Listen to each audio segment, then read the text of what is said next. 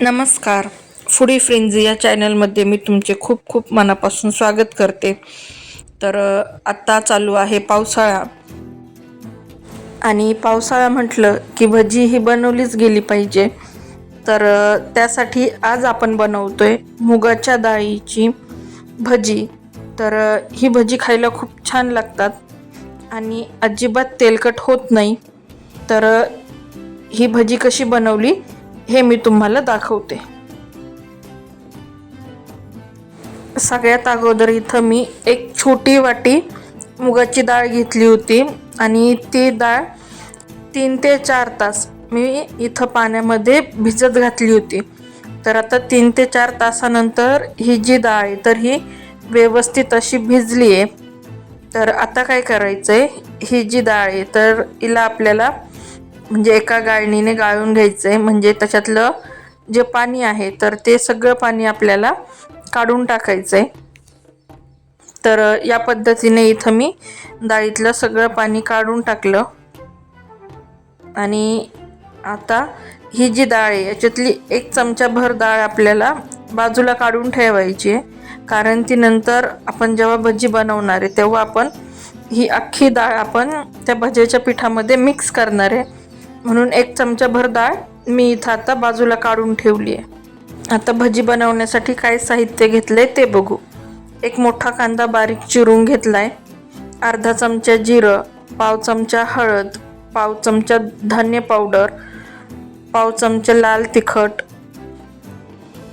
त्यानंतर इथं मी कोथिंबीर बारीक चिरून घेतली, 1 चमचाभर ओवा घेतलाय, 1 आल्याचा तुकडा, 2 हिरव्या मिरच्या आणि चवीप्रमाणे मीठ घेतलंय. तिखट इथं तुम्ही तुमच्या आवडीनुसार कमी जास्त करू शकता.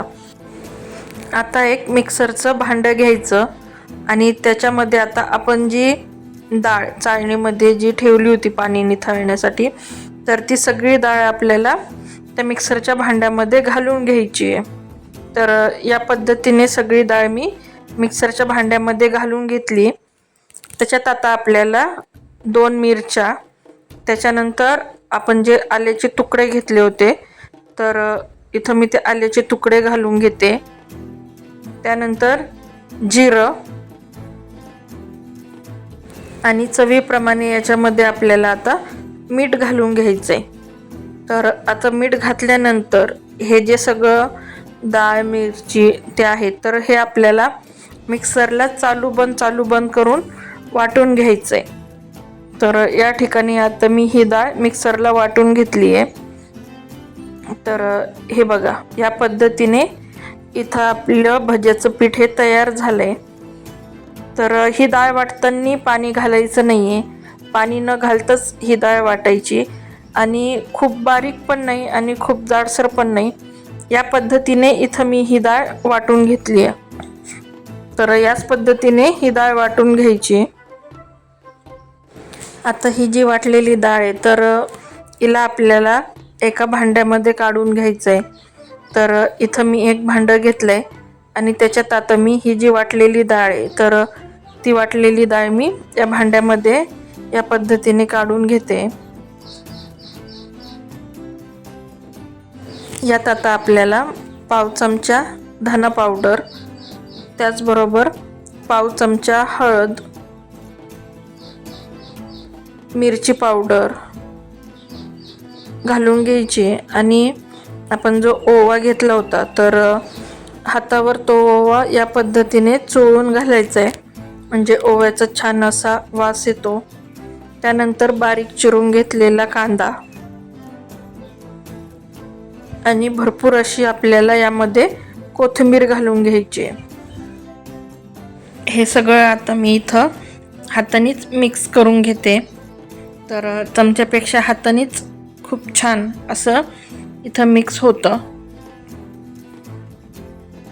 आता आपण जी 1 चमचाभर अख्खी मुगाची डाळ ठेवलेली होती भिजवलेली तर ती मुगाची डाळ यामध्ये घालून घ्यायची आणि पुन्हा एकदा व्यवस्थित असं चांगलं मिक्स करून घ्यायचं आहे.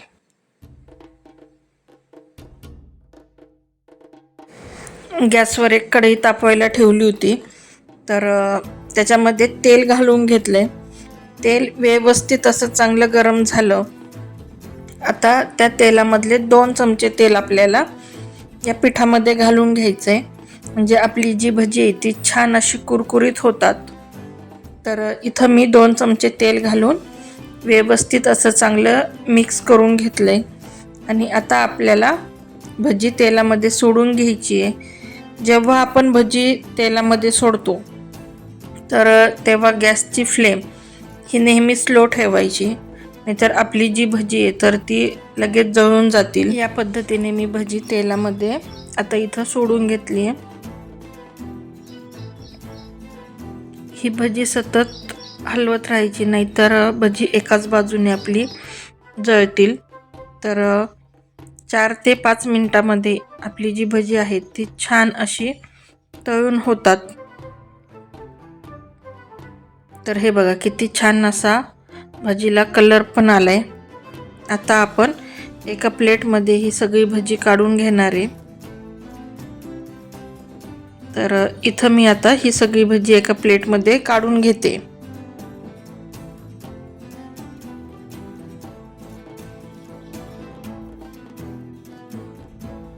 तर आपली जी राहिलेली भजी आहे तर ती पण मी आता इथं बनवून घेते. आणि भजी म्हटलं तर मिरची ही आलीच. तर आता इथं मी 4-5 हिरव्या मिरच्या घेतल्यात आणि त्याला मधून चीर देऊन घेतली आणि त्या मिरच्या मी आता तेलामध्ये घालून घेतल्यात, म्हणजे आपली मिरची पण चांगली अशी फ्राय होईल. तर इथं मी भजी आणि मिरची दोन्ही पण एकसाथ तळून घेतलंय. आता आपण ही भजी पण एका प्लेटमध्ये काढून घेणार आहे. तर या पद्धतीने सगळी भजी मी आता इथं एका प्लेटमध्ये काढून घेते. तर अशा पद्धतीने इथं आपली मुगाच्या डाळीची भजी बनून तयार झालीत. तर ही भजी अजिबात तेलकट होत नाही आणि खायला खूप छान लागतात. तर ही रेसिपी तुम्ही घरी नक्की ट्राय करा आणि कशी झाली हे मला कमेंट करून सांगायला विसरू नका. तसंच माझ्या फूडी फ्रेंझी या चॅनलला अजूनही सबस्क्राईब केलं नसेल तर नक्की सबस्क्राईब करा आणि बाजूला जे बेल आयकॉन आहे त्यावर क्लिक करा. त्यामुळे माझ्या येणाऱ्या नवनवीन व्हिडिओचं पहिलं नोटिफिकेशन तुम्हाला मिळेल.